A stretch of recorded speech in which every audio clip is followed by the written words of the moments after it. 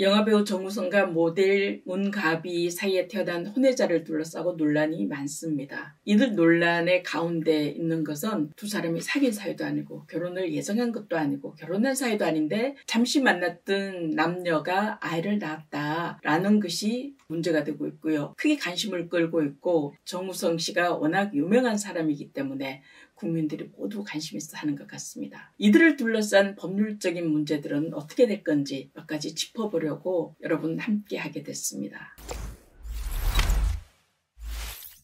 우선 이 아이가 태어났으니까 출생신고를 해야 되잖아요. 출생신고는 정우성 씨가 인지라고 합니다. 자기 가족관계 등록부에 자기 아들로 출생신고를 해주는 방법이 있고요. 만일 정우성 씨가 자진해서 출생신고를 해주지 않으면 문가비 씨가 자기 가족관계 등록부에 아빠 이름 올리지 않고 자기 아이로 출생신고하는 방법이 있습니다. 문가비 씨가 원할까요? 원하지 않을 거예요. 정우성 씨가 아빠기 때문에 아이 출산한 것일 수도 있으니까요. 그렇다면 법원에 인지 청구 소송을 해서 정우성 씨 가족관계 등록부에 출생신고를 할 수 있습니다. 출생신고를 하게 된다면 그 아이 누가 키우게 될까요? 친권 양육권의 문제인데요. 현재는 돌도 안 된 아이기 때문에 엄마인 문가비 씨가 데리고 있죠. 그리고 소송을 하더라도 아빠보다는 엄마인 문가비 씨에게 친권 양육권이 인정될 겁니다. 19살 성인이 될 때까지 계속 그럴까요? 아닙니다.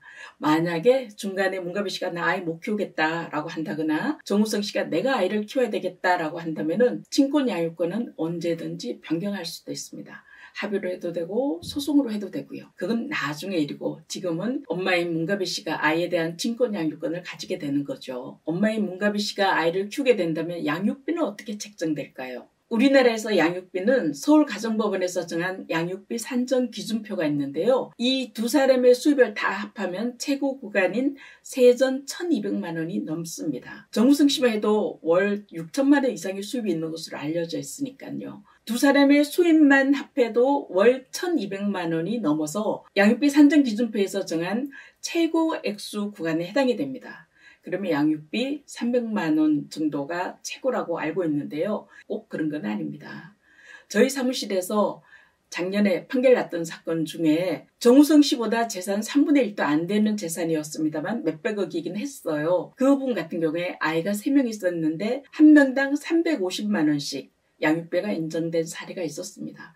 이거는 엄마 아빠의 경제적 수준이나 사회적 지위, 생활 정도 여기에 맞게 아이도 양육될 수 있도록 보장해줘야 된다라는 게 기본 정신이고 그리고 양육비 산정 기준표는 그야말로 기준에 불과하기 때문에 구체적인 수입이나 사회적 지위나 양육비 필요한 정도 이런 것들에 따라서 양육비는 얼마든지 올라가고 내려갈 수 있고요. 300만 원 그 이상으로 인정되는 것 얼마든지 가능합니다. 만약에 합의가 된다면 1,000만 원이건 2,000만 원이건 얼마든지 가능하죠. 저희 사무실에서 소송했던 사건 중에 한 명당 1,000만 원씩 월 2천만 원의 양육비를 받는 것으로 조정했던 사건도 있었습니다. 그러니 정우성, 문가비 두 사람이 양육비 액수에 대해서 합의를 하거나 합의가 안 되면 300만 원보다 더 많을 수도 있고 적을 수도 있고 법원에서 판결해 주는 데에 따르면 될 것 같습니다. 엄마인 문가비 씨가 아이를 키우고 있다면 아빠인 정우성 씨는 아이를 만날 수 있을까요? 면접 교섭에 관한 문제인데요. 얼마든지 만날 수 있죠. 구체적으로 어떻게 만날 건지, 한 달에 몇 번 만나고 몇 시간을 만나고 며칠을 만날 건지 그 또한 두 사람 합의하기 나름입니다. 그러긴 하지만 합의가 안 된다면 법원에서 판단해 주는 데 따라서 한 달에 2번 1박 2일 혹은 당일 면접, 여름 겨울 방학 때 일주일, 구정 추석, 명절 때 1박 2일씩 면접 교섭하는 거 가능합니다. 다음으로 관심을 가지는 것이 아이의 상속과 관련된 문제입니다. 나중에 일어날 일이긴 하지만 정우성 씨가 현재처럼 결혼도 하지 않고 다른 자녀가 없다면 이 아이가 정우성 씨 재산의 100%를 그 아들로서 다 상속받게 됩니다. 물론 변수는 있죠. 그 사이에 결혼을 하거나 혹은 또 자녀가 생기거나 그러면 결혼한 부인이나 새로 생긴 자녀들과 함께 상속재산을 나눠받을 수 있고요. 상속재산을 이 아이에게 주기 싫어서 다른 데 다 기부하거나 증여해버렸다라고 하더라도 이 아이는 자기 상속지분의 절반을 유류분으로 받아올 수도 있습니다. 상속은 어떤 형태건 보장되는 것이죠. 이처럼 결혼하지 않은 상태에서 자녀가 태어난 경우에 엄마들은 대부분 다 알지만 아빠들은 내 아이 맞나? 라는 의구심을 가지거든요. 그럴 경우에는 친자 확인을 합니다. 인터넷을 통해서 사설 기관에 친자확인 해도 되고요. 법원을 통해서 해도 되고요. 정우성 씨도 친자확인을 통해서 친아들임을 인정했다고 하죠. 이상 그 아이를 둘러싼 법률적인 쟁점에 대해서 알아봤고요. 그 다음 두 사람을 둘러싸고 이야기되고 있는 몇 가지 논의점들 이야기해 보려고 합니다.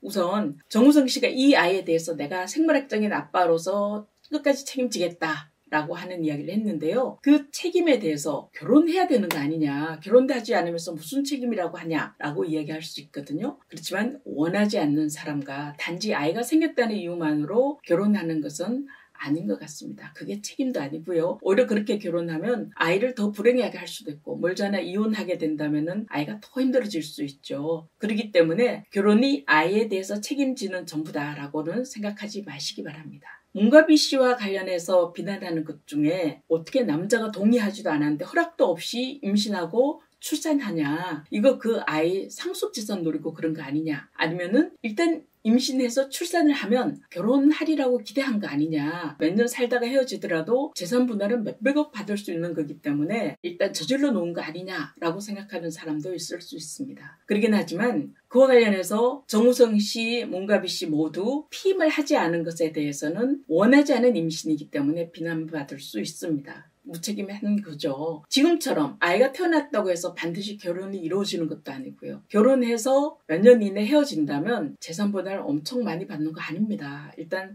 3, 4년 이내에 이혼한다면 정우성 씨 특유재산이 되어서 아무것도 못 받을 수도 있는 거고요. 그리고 5년이 넘으면 글쎄 얼마나 될까요? 경우에 따라 특유재산으로 재산이 다 빠질 수도 있고, 인정되더라도 10년 이상이 되면 15% 내지 20%? 뭐 그 정도도 안 될 수도 있습니다. 물론 일반인들이 생각하는 기준보다는 엄청 많은 액수이긴 하지만 두 사람 결혼하기 전에 정우성 씨 재산이 대부분이고 워낙 많기 때문에 이후에 새로 늘어난 재산이 있지 않는 한 문가비 씨에게 돌아갈 재산 분할 생각만큼 많지 않습니다.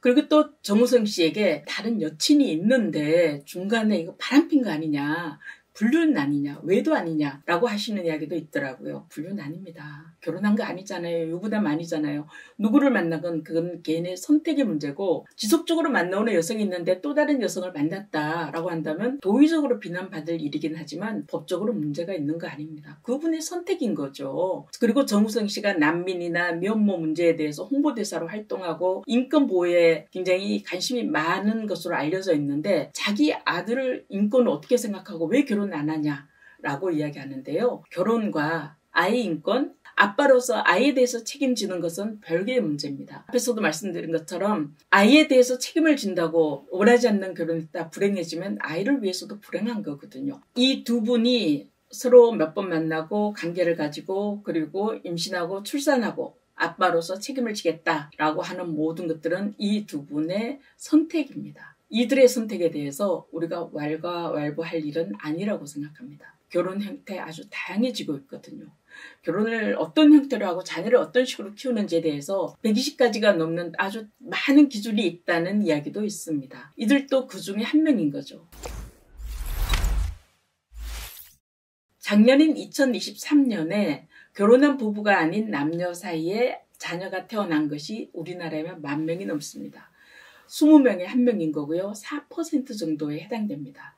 많죠. 점점 많아지고 있거든요. 그런데 OECD 국가 평균 결혼하지 않은 남녀 사이에 태어난 나이는 40명입니다. 우리나라 4명인데요. 그만큼 우리나라를 비롯해서 전 세계적으로 결혼 제도에 대해서, 자녀에 대해서 생각들이 바뀌어가고 있고요. 가치관도 바뀌어지고 있다는 거 우리도 생각해야 합니다.